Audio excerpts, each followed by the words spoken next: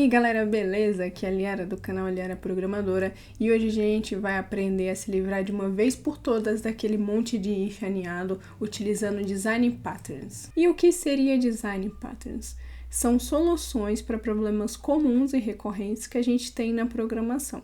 Então, eles não são especificamente códigos, eles não são acoplados à linguagem de programação e nem códigos específicos. São padrões que são totalmente agnósticos a qualquer tecnologia, que você pode utilizar em qualquer uma delas sem problemas, mas que eles resolvem problemas que ocorrem em todas as linguagens, em todos os tipos de programação. Um design pattern seria equivalente a uma planta da casa, onde lá não tem especificado qual que vai ser a cor da parede, qual que vai ser os materiais que você vai utilizar. É simplesmente uma planta para você construir uma casa.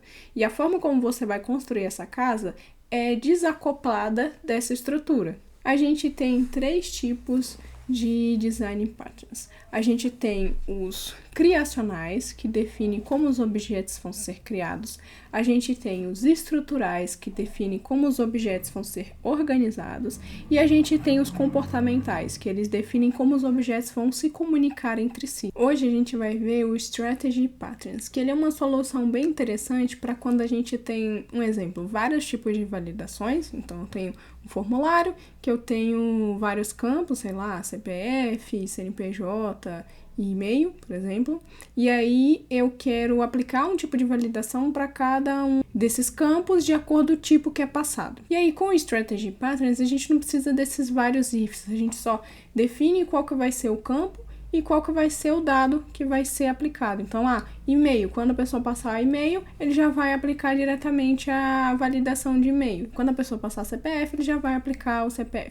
Então, bora ver na prática como que isso vai ficar. Então, aqui a gente tem um código bem simples, só de teste mesmo, para a gente ver como que seria sem utilizar o Strategy Patterns. Então, aqui a gente tem essa função validate e-mail, validate CPF, validate CNPJ. Aqui é um regex bem simples, que ele só verifica se tem arroba, se tem um ponto e um texto depois. Esse daqui é bem básico, ele só remove os caracteres especiais e verifica o tamanho se tem a quantidade certa de dígitos, né? E aí aqui a gente tem essa função validate field, que ela recebe o tipo e o valor. E aí ela verifica se o tipo for e-mail, ele chama validate e-mail. Se não, se o tipo for CPF, ele chama a validação de CPF. Se não, se o tipo for CNPJ, chama a função de validar CNPJ. E se não for nenhum desses aqui, ele vai lançar um erro de tipo de validação desconhecido e passando o tipo que foi passado, né? E aí aqui a gente tem uma simulação do fields, que seria equivalente a gente ter os inputs lá preenchidos pelo usuário, que aqui a gente tem o type e-mail e o valor com o dado aqui. Aí aqui embaixo tem um for each, que ele vai percorrer todos esses fields aqui, que seria equivalente aos inputs, né? E para cada um ele vai pegar o type e o valor. Cria aqui uma variável que vai dizer se é válido ou não, dependendo da resposta desse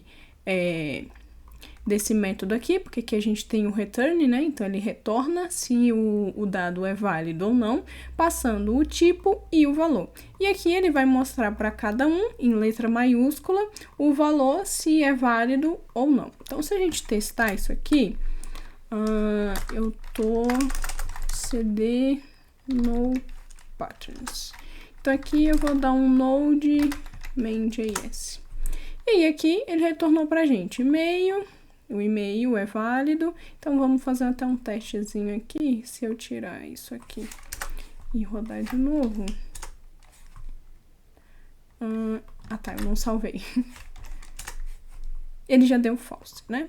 Então, essa validação funciona, show de bola, belezinha, não tem nada de errado aqui. Só que a gente pode melhorar isso aqui para a gente evitar de ter tantas condicionais, porque isso aqui não é tão performático para o nosso código. Então agora, vamos dar uma olhada de como que funciona o Strategy Patterns. Então, a primeira coisa que a gente consegue perceber aqui é que a gente tem uma pastinha nova chamada Validations, onde eu coloquei aquelas validações que a gente tinha lá, aqui no caso de CNPJ, de CPF, de e-mail, é o mesmo código que está lá, só que separado em arquivos para ficar melhor organizado. Isso é legal quando a gente tem validações de regras de negócio mais complexas, que é interessante deixar separado para a gente achar elas mais fácil, modificar caso necessário. Então, aqui, a principal mudança, né, que a gente tem é esse arquivo aqui chamado de Strategy Context. Abrindo ele aqui, a gente vê que primeiro ele importa aquelas validações de dentro do Validations, e aqui a gente tem uma constante chamada Strategy. Essa constante, ela nada mais é do que um objeto que tem chaves que representam cada validação. Então, aqui eu tenho um objeto e-mail, que vai ser para validar e-mail, um objeto com a chave CPF, que vai ser para validar o CPF, e um objeto CNPJ com a validação de CNPJ. E aqui a gente tem essa função, né, que é o Validation Fields, que é bem parecido com o que a gente tinha antes, né? Então, aqui nessa função Validate Field, a gente recebe o tipo da validação e o valor que vai ser validado. Aí a gente cria uma constante chamada strategy, que ela vai receber o strategies na posição do type. Então, aqui, se o type for e-mail, ele vai receber esse objeto aqui, esse dado aqui.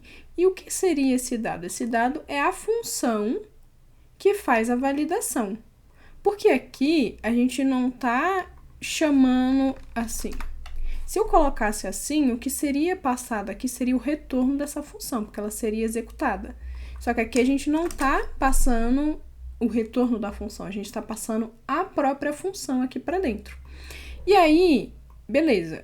Então, aqui, strategy vai ter a função validate e-mail, validate CPF ou CNPJ, dependendo da estratégia que é passada aqui, dependendo do tipo que é passado aqui.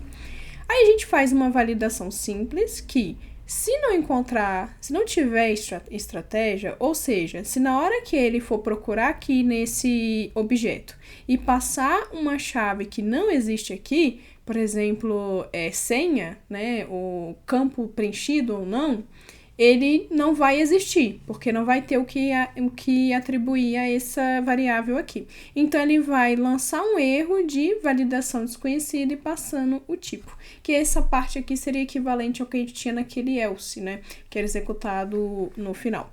E aí, o que essa função validate field vai fazer no final? Ela vai dar um return na chamada do strategy, passando o valor. Então, esse strategy aqui seria equivalente a gente dar um return, suponhamos que a pessoa passou e-mail, né? Então, seria um validate e-mail passando o valor. Por quê? Porque o que está sendo guardado dentro desse objeto aqui é a função. E aqui, só no retorno que eu chamo de fato essa função, passando o valor que foi recebido aqui. E aí, como que a gente utiliza isso aqui dentro do nosso código? Então, vamos aqui para main. E aí, a gente percebe até que o nosso código está mais limpo, né? Ele está bem mais reduzido, está mais fácil de entender. Então, de início, o que a gente faz? A gente vai importar aqui o Strategy Context e a gente vai pegar aquele método Validate Field, que seria equivalente a esse daqui, que ele está sendo exportado, por isso a gente consegue importar ele lá dentro. Aí aqui a gente tem os fields, né, que são exatamente igual antes.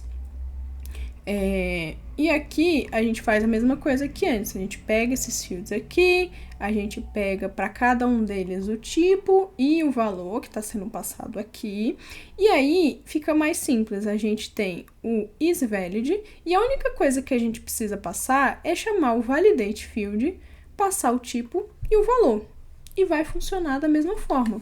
Se a gente testar aqui, eu já mudei para a pasta Strategy Patterns, então, se eu der um node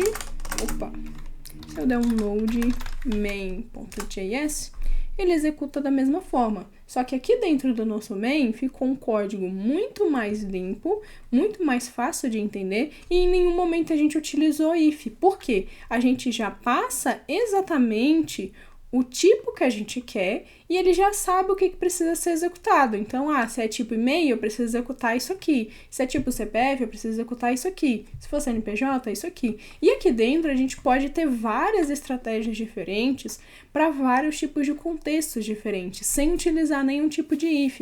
E isso vai deixar o nosso código muito mais claro e muito mais fácil de dar manutenção. Bom, então Strategy Patterns, no geral, ele é basicamente isso. E ele é muito interessante para a gente utilizar quando a gente tem validação de campo, quando a gente tem descontos diferentes para certas situações, métodos de pagamento, porque a gente tem vários métodos, tipos de exportação, formatos de arquivos, né?